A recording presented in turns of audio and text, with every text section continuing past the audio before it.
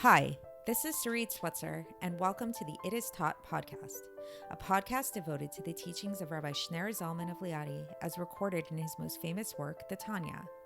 My hope for this show is to make these teachings accessible and relatable to the average person, regardless of prior Jewish education or affiliation.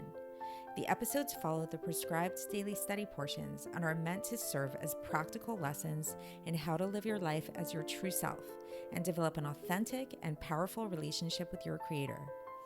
I have personally experienced the effects the study of this work has had on me, and I'm excited to share what I can of this knowledge with you. So please join me on this journey of learning, self-growth, and connection with your source.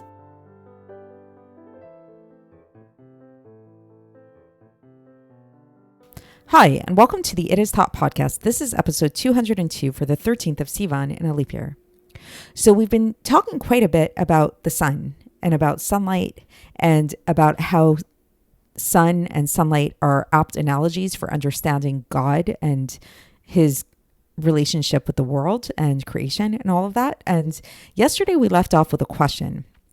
And we talked about, so just for context, so we talked about how just as when we look at sunlight, the only reason why we're able to perceive sunlight is because it is shining outside of the sun itself.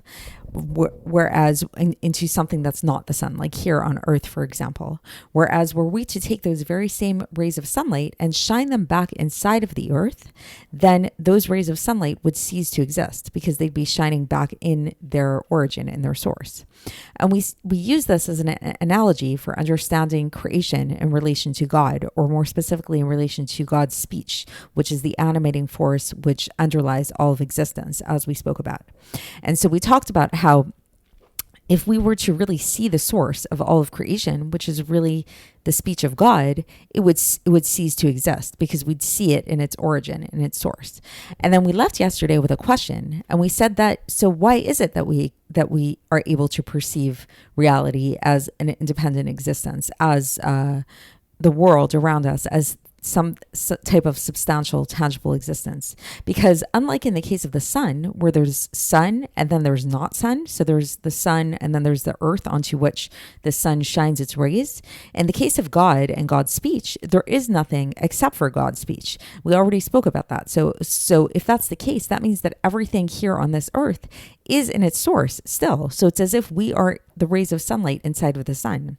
So thus, by extension of that logic, it means that we should really cease to exist. It means that we should be no longer, right?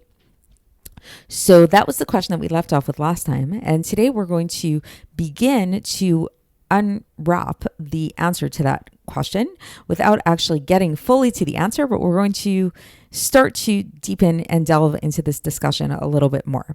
So we'll start off by once again coming back to the sun. And so interestingly, that even in the case of the sun, which is something separate from the world around it, so it's not exactly like God's speech, it's slightly different in that way, but even in the case of the sun, we don't actually perceive the sun in all of its glory, right? Like we all know that we have to put on sunglasses when we go outside when it's a really sunny day. We have to put on sunscreen. We know that there's a big threat to the planet because the ozone layer is damaged, and the ozone layer is what protects us from the sun. And even on a more essential level, when we actually look at the body of the sun itself, then the sun itself actually has a bunch of layers to it. So it's not just like, so the sun that we're seeing, even when we have our sunglasses on, is not truly the sun itself. All we're seeing are the outer layers of the sun. So if you'd like to get technical, just some interesting facts if you'd like to know, the sun actually has 3 inner layers that we don't actually see at all, that have nothing to do with our perception. They're totally not related to us. Those 3 inner layers of the sun are the core of the sun, the radiative zone of the sun, and the convection zone of the sun. So those 3 inner layers of the sun are totally imperceptible by us. Then the sun has 4 outer layers, and those 4 outer layers is basically technically what we mean when we say that we see the sun. Those 4 outer layers from inner to outer are the photosphere, the chromosphere, the transition region, and the corona. So really the first layer of the sun that we're able to perceive on any level at all with our visual eyes is the photosphere. The reason why I bring this up is to talk about, and this is what the Alter Rebbe is going to talk about today, is how even though the sun may not be the most perfect analogy for understanding God and the way God relates to his creation, it can be helpful in certain respects. And one way that it can be helpful to us in understanding how it is that we have a sense of our own independent existence is to look at the fact that even in the case of the sun has some kind of protective shield around it to allow us to perceive it. Because without that protective shield, or several protective shields, in fact, including our own protective shield of the ozone layer, we wouldn't be able to experience that sun directly. So it's not so simple that there's just like the sun and then the earth. There's actually a whole bunch of layers in between that protects the earth from experiencing the sun and allowing those rays of sunlight to have an existence down here. So too will we learn, lahavdil, when it comes to God, that there is some kind of protective shield that God has, that God uses in order to have himself express himself to us and to have us perceive him and to perceive ourselves as independent creations. So let's get straight into the text and see how the Alter Rebbe explains all of this. And we're beginning a new chapter today, chapter 4 of Sha'ar, HaYichud v'Emunah.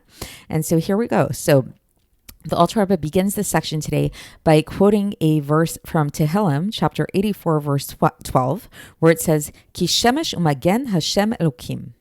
So what that literally means is that for a sun and a shield is God your God.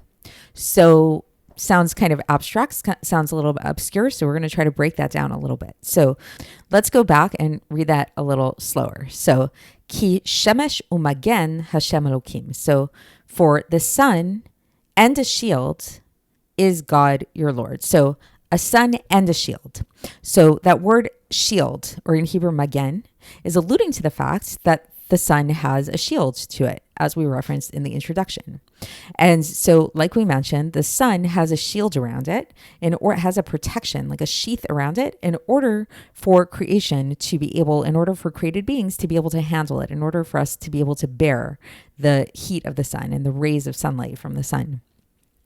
And this is alluded to by the sages in the Gemara in Masachet Nedarim, page 8b, where it says, "La'atid lavo hakadosh baruch hu motzi chama min dartika rashaim nidonin ba'chulei," which literally means that in the future to come, meaning when the Mashiach comes, then God will take the sun out from its sheath, and the wicked will be punished by it. So this is an allusion again to the fact that the sun has some kind of shield around it, and that in the future to come, then this shield will be removed, and then the wicked people will experience it directly. And so now and this is actually something which will be explained, just teaser alert, it will be explained elsewhere in Tanya what this means and this punishment that will come about by way of the sun. But for our purposes now, the main thing to know is that there is a shield around the sun that allows us to be able to handle it, for us to be able to bear its light. And so now the Alter Rebbe goes on and he says that just like there is a shield that protects us from the sun, so too does God have a shield. So again, if we go back to that pasuk from Tehillim where it says, Ki shemesh umagen Hashem Elokim. So for the sun and a shield is God your God. So what do we mean God your God? So if you look at the Hebrew, there's two, it doesn't repeat itself, God your God. There's two different names of God that are mentioned here. So it's Havaya Elokim or Hashem Elokim. So there's the name Havaya, otherwise known as Hashem, which is the Yud Ke Vav Ke, otherwise known as the Tetragrammaton name of God. And then there's the name Elokim. So what we're saying here is that basically, to read this pasuk a little bit differently, is saying that just as the sun has a shield, so there's the sun and the shield, there is the name Havaya and the name Elokim. So somehow, and this is what the Alter Rebbe is going to explain to us, the name Havaya is like the sun, and the name Elokim is like the shield for the sun. So the name Elokim somehow shields us from the name of Havaya, serves as a shield for the name of Havaya. So why and how could this be? So when we look at this name of Havaya, the Tetragrammaton, if we actually look at the meaning of the word Havaya, the meaning of this Tetragrammaton, this kind of core essence of this name of God. It's like God has many, many names, but this name of Havaya is kind of like considered to be his essential name. If we actually look at etymologically what this name means, it means that he's constantly bringing everything into existence, something from nothing at all times. And when we look at the spelling of this name, so it spells Yud and then Hey and then Vav and then Hey. So it begins with the letter Yud.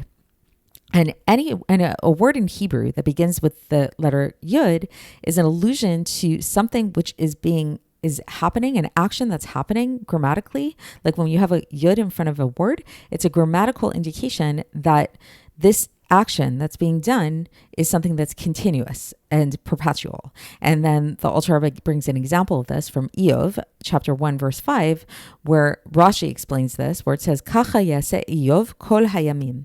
So, which literally means this is what Job would do all of the days. And that word would do, it says ya'aseh. So again, it's an allusion to the fact that, what does this mean? This means that this was what Iyov was accustomed to do all of the days. So it wasn't just like Iyov did this thing one time, or he would sometimes do it. It was like there's a sense of perpetuality to it, a sense of like habitude to it. So that's the Yud in Hebrew grammatically alludes to this idea. So just like in the case of Ya'aseh Iyov, that Iyov did, like this was a perpetual doing, so too when we look at the name of God, the Yud Ke Vav Ke name of God, the Tetragrammaton, the fact that it etymologically relates to the idea of bringing things into existence, it's not just saying that God brought things into existence as a one-time thing or as a once-in-a-while thing, but it means that it's perpetual and habitual. This is something that God is continuously doing.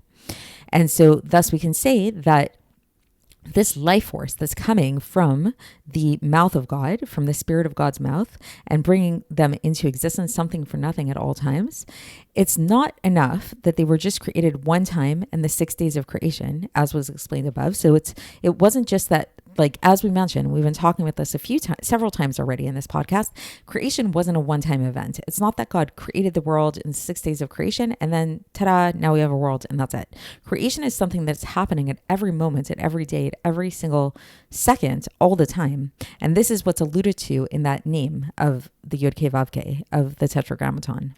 And now the Alter Rebbe is going to bring up another point that's going to help us understand this whole idea, is that he says that in the Siddur, when we're looking at the prayers that we say and the different praises that we give to God, it says things like that God is great and God is mighty. So Hagadol, Hagibor, Chorei, that kind of thing. And when we say the word Hagadol, great, this is alluding to God's attribute of chesed, God's attribute of kindness, or spreading forth, like an extroverted kind of vitality to all of the worlds, to the point of infinitude without limit.